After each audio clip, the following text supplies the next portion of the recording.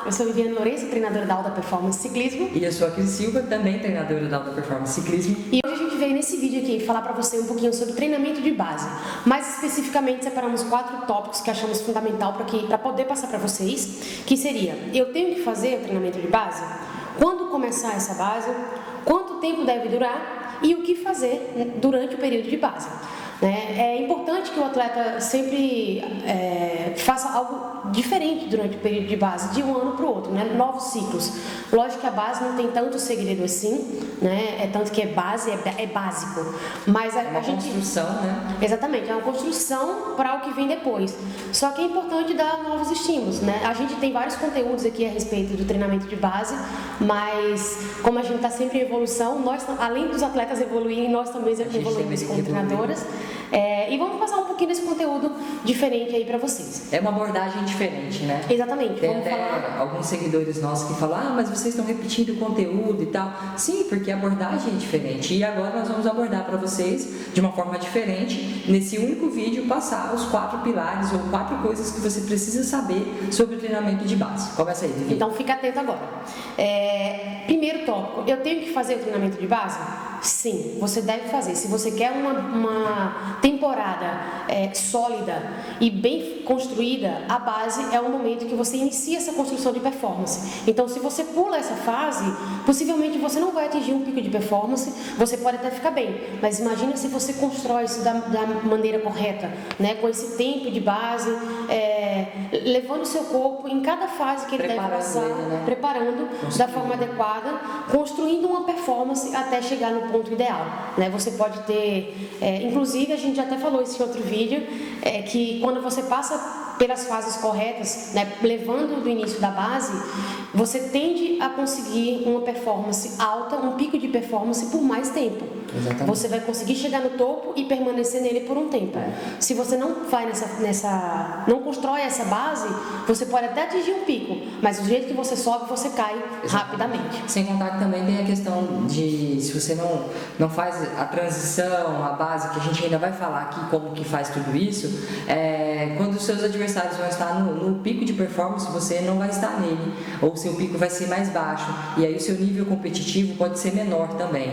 Então é muito importante esse período, realmente é um período de construção durante o ano. Inclusive, né? A questão do cansaço, você pode se sentir mais cansado muito cedo, porque pulou essa fase que você estaria construindo uma performance. Exato. Né? Você vai atingir um pico muito cedo, provavelmente vai perder ele muito cedo, e aí vem logo a fase do cansaço. Isso.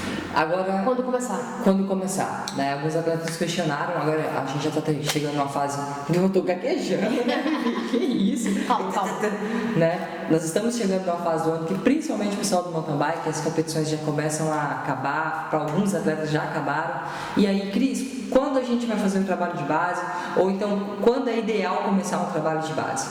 Pessoal, isso aí depende muito de atleta para atleta e do calendário desse atleta.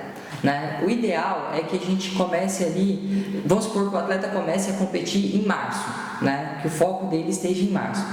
O ideal é que a gente comece a competir, o trabalho de base no final de dezembro. Né, que a gente vai ter aí 3 meses e meio para preparar e tal. No começo de dezembro o atleta já pode descansar, tirar o pé da bike umas 2 semanas, fazer um trabalho cardiovascular diferente da bike, mas que seja no final de dezembro.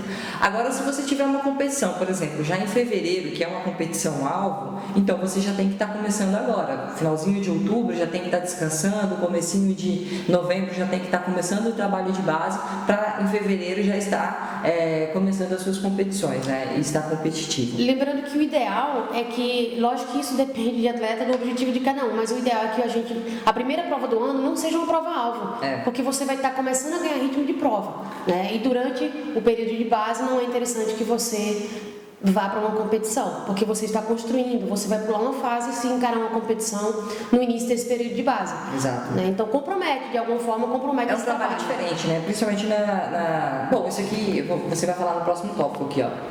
Quanto tempo deve durar a base? Exato. Bom, continuando aqui o que o Cris estava falando, né, vai depender muito do calendário do atleta também, né, porque às vezes o atleta está competindo tem atleta competindo até 30 de dezembro. Eu recebi ontem uma mensagem de um atleta meu falando que ele vai competir dia 30 de dezembro. Então, como que faz com um atleta desse? E aí, de repente, ele fala, mas eu botei uma competição alvo no dia 1º de fevereiro. Aí então, é complicado. É. A base fica realmente comprometida, a gente meio que tem que fazer milagre. Na teoria, qual que é a duração de uma base? Que seria o ideal? O ideal seria em torno de 8 semanas. Aí você consegue ter uma construção bacana. Lógico que essa base não é assim, faz 8 semanas e puf, acabou, já pula de fase. Não, ela vai estar sendo construída. Uma progressão, né? Mas esse período de 8 semanas, focando apenas na base, sem competição, esse trabalho de construção, a consequência seria de aproximadamente 8 semanas. Só que aí, colocando uma observação em cima do que a Vivi falou, no Brasil é praticamente impossível, né? Porque nossos atletas competem de dezembro a janeiro. Né? Tipo, igual falamos, dia 30 de dezembro vai ter uma competição, possivelmente no dia 15 de janeiro já vai ter outra. Aí, o que a gente tem que fazer com esse ideal? O ideal, na teoria, são 8 semanas. Mas o ideal para você talvez não seja o ideal para mim, não é o ideal para Vivi. Então, o ideal é você adaptar. Primeiro que não pode deixar de fazer, mas aí a gente faz o quê? Adapta ao calendário, né? O tempo de base, o tempo de trabalho de base, de construção ao calendário do atleta, né? A realidade do atleta. Então, não adianta a gente ficar considerando qual que é o ideal, quando que eu tenho que começar, o que você tem que começar quando as suas provas acabarem. É lógico que tem alguns atletas meus que vai pro Piocerá, eu já interrompi, falou, você não vai mais competir, eu preciso trabalhar com você pro Piocerá. É um foco grande, como que eu vou deixar você passar de um ano para o outro? E aí vem um outro exemplo que eu quero citar, Vivi. Vivi tá muda aqui do meu lado.